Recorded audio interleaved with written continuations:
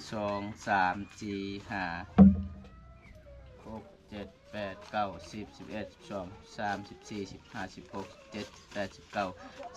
มีเงินผู้ใหญ่ใจดีพังมานำอายด้วยน้องเด้อเอาขอขอบใจผู้ใหญ่ใจดีประเทศไทยขอให้อยู่ดีมีแห้งขอให้อายุมันคุณยืนต่อไปขอให้อายได้เงินรับคืน100 เท่าพันเท่าเด้อ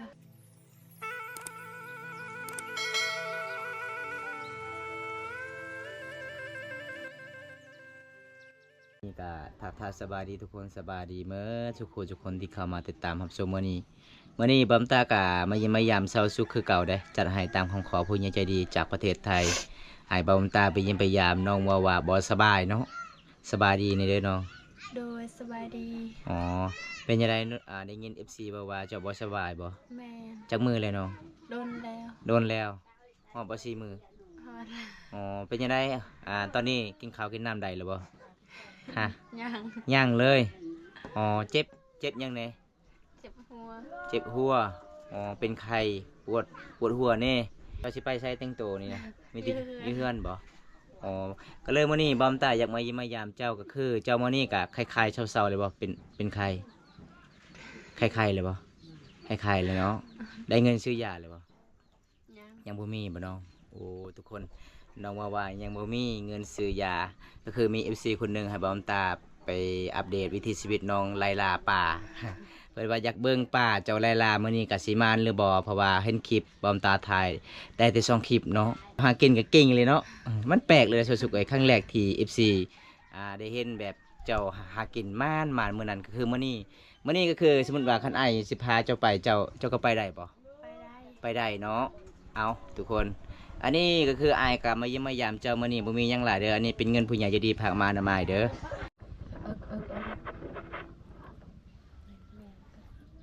เอาสาวสุก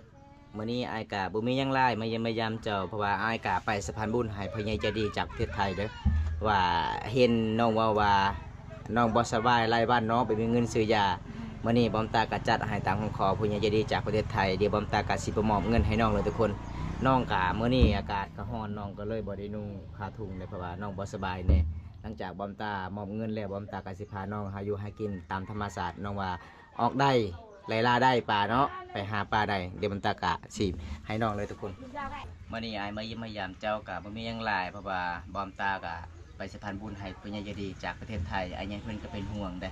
เพราะว่า FC หลายคนก็เป็นห่วงเจ้าบ่สบายปกติ FC อยากเบิ่งวิถีชีวิตเจ้าหาอยู่หากินเนาะก็คือหลังจากนั้นก็คือน้องออกได้เนาะมื้อนี้เนาะออกได้เดี๋ยวบอมตากะสิพาน้องหาไล่ล่าปลาคือเก่าทุกคนก็สิมาหรือบ่บอมตามาเมื่อนี้กะคิดว่าไม่ได้พอน้องได้บอมตากะติดต่อน้องบ่ได้ทุกคนอันนี้เป็นเงินผู้ใหญ่ใจดีฝากมาจากประเทศไทยช่วยน้องซื้อยานี่ไปกวดอยู่โรงพยาบาลน้องบ่มีเงิน1 2 3 4 5 6 7 8 9 10 11 12 13 14 15 16 17 18 19 20เอาอันนี้เงินผู้ใหญ่ใจดีฝากมาในประเทศไทยด้วยน้องเด้อเมื่อนี้กะบอมตากับพี่ยังไลน์สิพาย FC นะครับชมบอมตากะมามอบเงินให้น้องเลยทุกคนอันนี้เงินผู้ใหญ่ใจดีฝากมานำบาบอมตาช่วยสาวสุขซื้อยาพี่น้องน้องกะไปกวดอยู่โรงพยาบาลกับบุมีเงินก็เลยอาใหญ่เพิ่นก็ติดต่อทางบอมตาช่วยน้องซื้อยาแน่น้องก็บ่สบายหลายวันแล้วทุกคนเพราะว่ามี FC หลายๆคนให้บอมตาพาน้องไปหาป่าหาอยู่หากินตามธรรมชาติไปลาป่าได้ก็คือหมู่บ้านนี้มีแต่ชาวสุขทุกคนหาอยู่หากินก็คือน้องฮู้จากไอ้พ่อยแม่บอกบ่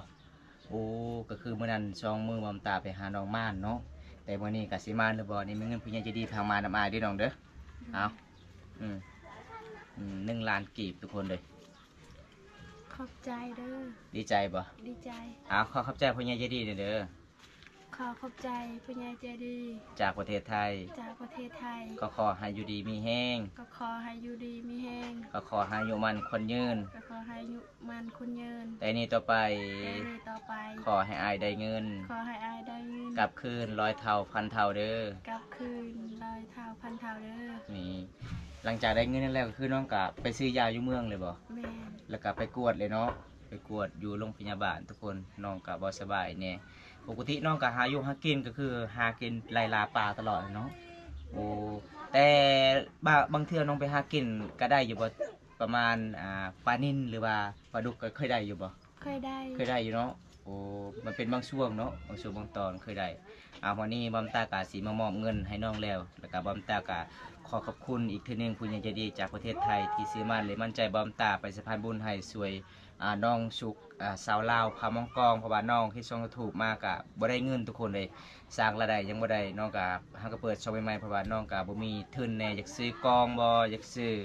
โทรศัพท์งามโทรศัพท์ของน้องบางคลิปบ่มีเสียงก็มีเนาะมันโทรศัพท์มันพังเลยทุกคนบอมตากะมื้อนี้ก็มอบเงินให้น้องแล้วเพราะว่าเห็นน้องก็สงสารหลายทุกคนเลยหลังจากบอมตาไปสะพานบุญมอบเงินให้น้องแล้วตอนนี้น้องว่ากินสมก่อนจึงไปหาปลาเด้ออ้ายน้องสิตำหยังสาวสุกน้องสิตำสมหยัง ส้มมะแตง กับหยังมักแตงกับหยัง ได้ลายใช่ ได้หยังได้ใส่ ใจมักก็ มักกอกมักกอกกับมักแตงอ๋อเคยกินอยู่บ่แซ่บบ่โอ้ทุกคนเอามื้อนี้มาเบิ่งสูตรสาวสุกตำสมมักแตงน้องก็บ่สบายก็เลยอยากกินสมๆนิดนึงได้เพิ่นว่าเด้อทุกคนอันนี้คือแจ่วหยังต้องใส่ขิงบ่ คิง โอ้ แต่ยังบ่ใส่ ยังบ่ใส่ขิงถ้ากินไปแล้วเป็นจังได๋เฮาใส่กับมะกอกหวานๆนิดนึงบ่เนาะโอ้แซ่บเนาะบ่ได้เจ็บท้องบ่ บ่ บ่ถ้าเจ็บท้องคือแล่นเข้าป่าเลย บ้านเฮาก็อยู่บ้านนอกบ้านนาเนาะบ่มีห้องนำถ่ายเด้อทุกคนบ่มีห้องเบ็ดถ่ายพี่น้องก็เลยหมู่บ้านนี้ก็เขาเจ้าอยู่นอกสุขตัวเมืองอยู่ตามลิ้นเซละนองเด้อทุกน้องเอ้ยเพราะสาวลาวหาอยู่หากินสาวสุกตำชมแล้วสาวสุกก็สิพาบอมตาลงนองคือเก่าลงน้ำบ่แม่นลงนองลงเซคือเก่าทุกคนเลยหาปลาคือเก่าวันนี้ก็สิบ้านหรือบ่น้องเคยหากินหาอยู่หากินแบบโบราณเด้ต้องใส่มะกอกนี่บ่อ๋อใส่มะกอกแล้วก็ตำใส่กับมะแตงน่าจะแซ่บเนาะน่าอร่อยอยู่เลยทุกคนแซ่บหลายเลยพี่น้อง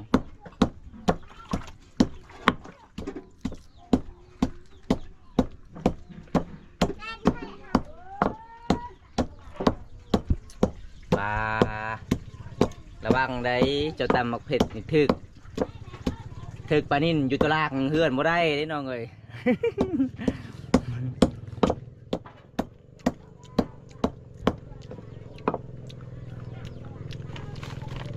ปลาเบิ่งทุกคนสากของสาวสุกมันแปลกหลายเลย ชุดก่อนทั้งใหญ่ทั้งยาวชุดนี้สั้นพี่น้องเอ้ยจะเฮ็ดเองบ่ เยอะพี่น้องเอ้ยคิงเขาหูเขาจมูกมันเขาหู คักเลยน้องคิงเจ้าของแท้เนาะคิงเข้าจมูกจนออกจนน้ำ จนน้ำมูกออกเลยทุกคน14เด้อใครอยากกินส้มคือเจ้ามาเด้อผู้ใดอยากกินส้มก็มาเด้อเห็นชาสุกเดี๋ยวชาสุกก็สิให้ทุกคนกิน มะกอกกับมะแตงเนาะ แม่น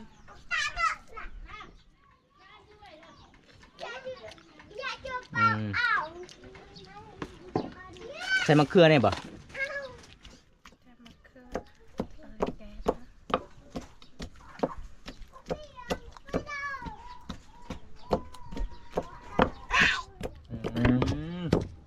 คนนี้ทุกคน เบิ้ลปลาเอ็ดตะปลาปื้ด ปลามักแตงจะปลูกเองหรือมักแตงจะซื้อมา สี่ ซื้อเอาบ่เขาจะเอามาขายอยู่บ้านนี่โอ้แสดงว่าคนในเมืองกะมาขายฮอดพี่เนาะถ้ามีเงินก็ซื้อ จับเห็นเมียกำทุนให้ปะเชื่อต้อง เอาคนสิตำมักแตงก่อนปกติบอมตามาตอนนั้นก็คือน้องกาสิพาลองนำนอนมือนี้น้องบ่สบายเนี่ยน้องกาสิเพิ่มพลังจักหน่อยก่อน พอดีเลยเวลาลงเซเข่าห้องน้ำตามเซเลย พอดีออยปลาเลยดิ มีเหยื่อเด็ดๆอีกเนาะสูตรสดสุกตำมักแตงใส่มะกอกเพิ่นว่าแสบเลยพร้อมตาครั้งแรกกะสิกินลองเบิงแล้วก็มะเขือไปฟอร์มน้องมาใส่น้องกะเกียมเบิดครบสดทุกคนนี่มะเขือน้องกะสิเกียมตำมือนี้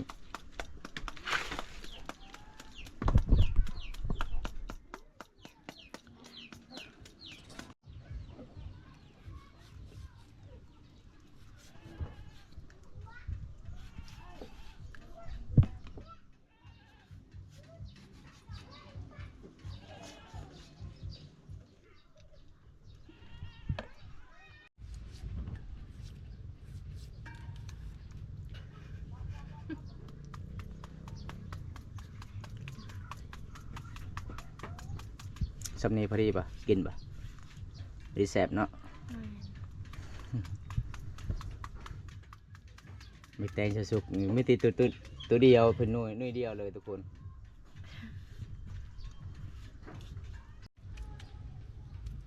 เอาไปย่างน้องก็บ่ได้ต่ำอยู่ในโคกมันน้อยบ่น้องอ๋อเฮือนน้องบ่มีโคกใหญ่บ่มีแต่โคกน้อยนี่บ่โอ้เวลาตำส้มนี่บ่ได้เนาะคันตำมักเฟสเฮ็ดแจ่วนี่ได้อยู่บ่กินคลำข่อย เอาผู้สาวตำหมักแตงกินก่อนอิ่มก่อนทุกคนอุ้ยกินแล้วบ่เอิ้น FC เลยพี่น้องเอ้ย เนี่ย กินแท้กินว่า สาวสุกลองซีนเบิ่งแซ่บบ่แซ่บใครอยากกินก็มาได้เด้อสมมักแตง อร่อยป่ะ อื้อหือ เอาตำบัดนี้เพิ่นก็ทอกใส่ถ้วยก่อนสูตรของเพิ่นก็บ่แม่นธรรมดาเด้อทุกคนเลยใส่มักกอกมักเขือมักแตงผสมเข้ากัน ใส่ขิง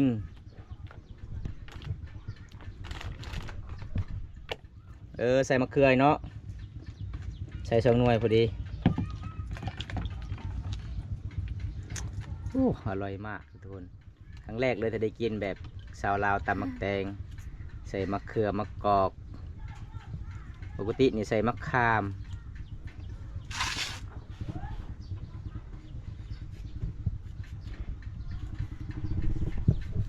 น่าจะกินบ่มื้อนี้บ่กินได้บ่ทุกคนเลยน่าจะเจ็บท้องแห้งเลยเบิ่งสภาพ เอาทุกคนตอนนี้สาวสุกก็มาใส่เป็นนัวใส่ลายแซ่บหลายทุกคน โอ้ของที่เฮามักเนาะบะบ่ได้แปลงนัวบ้านเฮาบ่มีน้ำปลามีน้ำปลาแต่บ่มีเงินจักซื้อทุกคนเลย ใส่แต่ปีนัวกับเกลือกินเข้าไปแล้วก็มันแซ่บนี่สูตรแบบบ้านๆเด้อพี่น้องถ้าผู้ใดอยากลองกินฝีมือสาวสุกก็มาได้เด้อทุกคนสาวลาวบ้านนอกบ้านนาอยู่ตามป่าตามดงแสดงว่าคนหมู่บ้านนี่เวลาไปทายคือตามป่าเลยคนป่าก็ว่าได้ทุกคนเป็นเป็นหมู่บ้านแบบโบราณแบบเดิมๆเลย อันนี้ก็สูตรแบบโบราณเลยเอามะกอกตำใส่มะแตงใส่มะเขือแล้วก็ใส่ขิงไปฟอร์มสุดยอดปลาแดกกับบ่ใส่เนาะใส่ปลาแดกแล้วเจ็บท้องบ่ ค่ะ โอ้ชุดเจ้านี่ชุดใหม่เลยเนาะใส่ปลาแดกแล้วเจ็บท้องเลยทุกคนว่าแม่นเจ้าคลำเป็นขี้กากบ่ บ่ขันใส่ปลาแดกเจ็บท้องขันบ่ได้ใส่ปลาแดกก็คือกินแล้วบ่เจ็บท้องบ่เอาไม่นี่บำตาจะกินลังเบิ้งพี่มือสุกเฮ็ดสิแสบหรือบ่ทุกคนเลยถ้าเจ็บท้องนี่เดี๋ยวบำตาสิทางมัดปลาแถวนี้บ่ให้เราสุกไปทายเองเบิ้งทุกคนอันนี้ก็คือมักตัวแห้งเขาจะปลูกมักที่ให้แต่เห็ดให้เฮ็ดส่วนต้องปลูกมักตัวแห้งไปพร้อมปลูกมักเขือปลูกมีหลายแนวทุกคนเลยมีหลายอย่างเขตสรุปบ้านเฮาอยู่นี่แหละอยู่ตามป่าตามดงบ้านนอกบ้านนา กันนี่สาวสุกลองซิมเบิ่งได้ไหมคะ เอาเป็นยังไง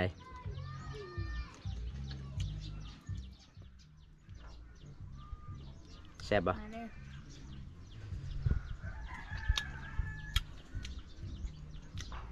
แซ่บทุกคนอร่อยมาก อร่อยมาก ถ้ากินนี้แล้วก็คือเซาเลยเป็นไข่มื้อนี้ โอ้สุนพ่อจะกินแหงส้มเนาะเอามาทุกคนมาตอนนี้สำเร็จบะสุกจะตำบ่ สำเร็จแล้ว เอาทุกคนมาเด้อถ้าผู้ใดอยากกินส้มมักกอกมักแตงมักเขือแล้วก็ใส่ขิงไปพร้อมมาได้ไปเยี่ยมยามได้สาวสุกสักกาสิตำให้ทุกคนนี่มักตัวแห่น้องกระปุกมาละลายเลยผู้ใดมาเยี่ยมยามน้องกะเอามักตัวแห่มากินได้เห็นบ่นี่เป็นกะสิกินแหละเด้อทุกคนเลยเอากินน้ำกันพี่น้องบำตาสิลองเบิ้งตีมือสาวสุกเป็นยังไงเนาะเอาลายๆก่อนเลย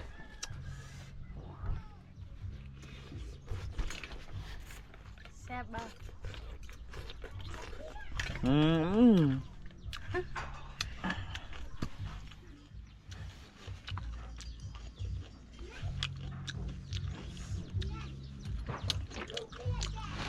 ใส่เกลือใส่ไปนัว ใส่พริกนัวเอง พอดีกิน อืม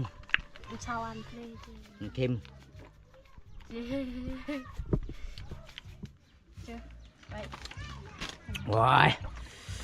อร่อยอร่อยทุกคนเลยแซ่บกว่ากันเนาะ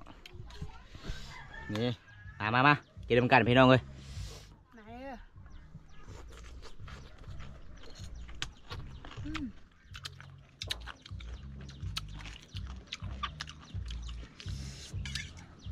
หวานๆเนาะครั้งแรกทุกคนกินมะกอกใส่มะแตง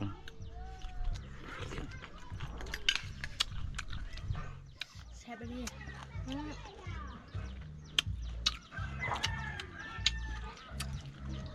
อืมอ่าอืมในมะกอก